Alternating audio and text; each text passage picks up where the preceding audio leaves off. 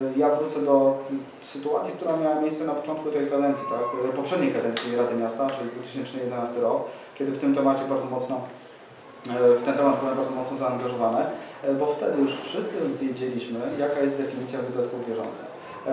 I próbowanie czarowania rzeczywistości i mówienia, że wydatki bieżące to jednak wydatki, ale bez wkładów do kotła i tak dalej, to co było mówione wtedy, nie spotykało się ze zrozumieniem Urzędu Miasta czy ratusza i parcie za wszelką cenę, wbrew temu, co już wtedy mówiły i orzeczenia sądów, nie częste, bo sytuacja, kiedy mamy do czynienia z prywatnymi przedszkolami, dotacjami z Urzędu Miasta, w przypadku Chojnic była sprawą nową wtedy, tak? Więc rzeczywiście dopiero ten temat się pojawił, spowodowało, że rzeczywiście problem dotacji i potem możliwych odszkodowań,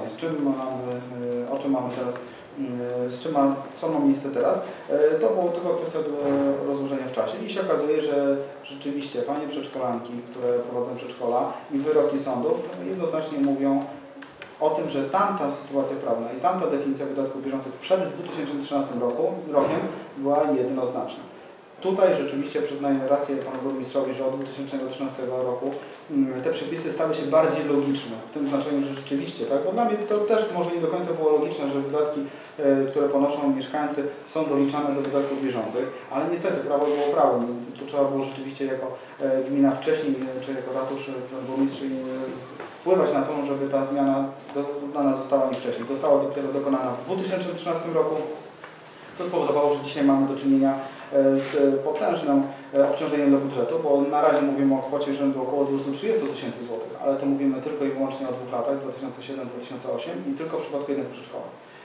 Przypuszczam, że to są, nie ukrywajmy, konkretne pieniądze do odzyskania przez właścicieli przedszkoli. One to prowadzą firmy, tak? Więc przypuszczam, że nie odpuszczą tego tematu, tym bardziej mając już niejako na papierze wyroki sądów, które będą niejako kontynuowane.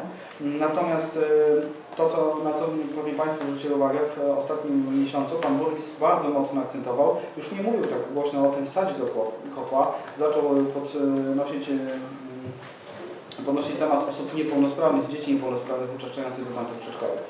O czym wcześniej, zwróćcie Państwo uwagę, w 2010-2011 ani słowa nie było wspominane. To nie był argument, który był wtedy przytaczany czy przez panie przedszkolanki, czy przez ratusz. Teraz w momencie, kiedy w uzasadnieniu pojawiła się ta kwestia osób niepełnosprawnych, że ich wydatki związane z ich kształceniem w przedszkolu również należy zliczać, to niejako według mnie jako taki argument ad hoc się znalazł w rękach pana burmistrza i teraz bije pani przedszkolanki tym dokumentem. Zresztą w pismo, które odpowiedział na pismo pani Elżbiety Stankę z przedszkola Wesołe Przedszkolaki z 12 maja bieżącego roku. Na pewno Państwo mieli okazję się z tym pismem zapoznać, bo było adresowane do wszystkich mediów i było oficjalnym pismem urzędu. To, w jaki sposób ono zostało napisane, tak? Jakim tonem jaki ton został użyty w tym sformułowaniu, na pewno, przepraszam, ale ja bym sobie nie życzył, żeby burmistrz mojego miasta w taki sposób odpowiadał komukolwiek. Nie mówię tutaj o pani przedszkolanku, ale komukolwiek. Zacytuję. I co? Jest Pani szczęśliwa, że Pani działalność jest finansowana dziećmi niepełnosprawnymi?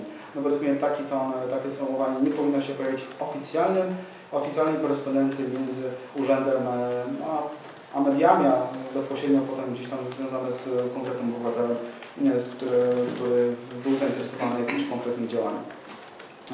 Wspomniał pan burmistrz w tym piśmie na końcu, że jest burmistrzem m.in. po to, aby dbać o publiczne pieniądze, więc ja cieszę się i życzę sobie, żeby rzeczywiście o te pieniądze publiczne dbał i w związku też z jego pytaniem, z jego rozterkami, czy rzeczywiście ta sytuacja nie doprowadzi go do tego, że będzie chciał złożyć dymisję. I mówię teraz, on powiedział jakieś informacje, że będzie chciał w jakiś sposób porozumieć się z przedszkolankami, żeby rzeczywiście ten proces kosztów generowania dla naszego miasta w jakiś sposób zmniejszyć. Chciałbym zapytać wprost przez Państwa jako pośredników, czy jeżeli kwota 1 000 000 złotych zostanie przekroczona w przypadku odszkodowań od wszystkich przedszkoli, czy to będzie taka kwota, która po prostu spowoduje, że on podejmie tę decyzję o rezygnacji z urzędu. Tak? Nie można mówić o dymisji, tylko o rezygnacji z urzędu burmistrza. Bo to rzeczywiście będzie potężny uszczerbek na budżecie naszego miasta, a myślę, że do kwoty 1 000 000 złotych, jeżeli pan burmistrz udałoby się jakiekolwiek poczynania w celach oszczędności, czy też ograniczenia tych strat z Urzędu Miasta poczynić, to na pewno byśmy byli na pewno skorzy, bo nie ukrywam, że te kwoty mogą się wstępnie około 3 milionów złotych, tak, 2-3 milionów złotych, które mogą być. Gdzieś nawet słyszałem, że to dużo większe, ale takie wstępne to były 2-3 miliony złotych, więc to jest potężny przez do budżetu naszego miasta w kolejnych latach. A przypuszczam, że wyroki sądu, skoro są, to mogą być 2 lata niedługie.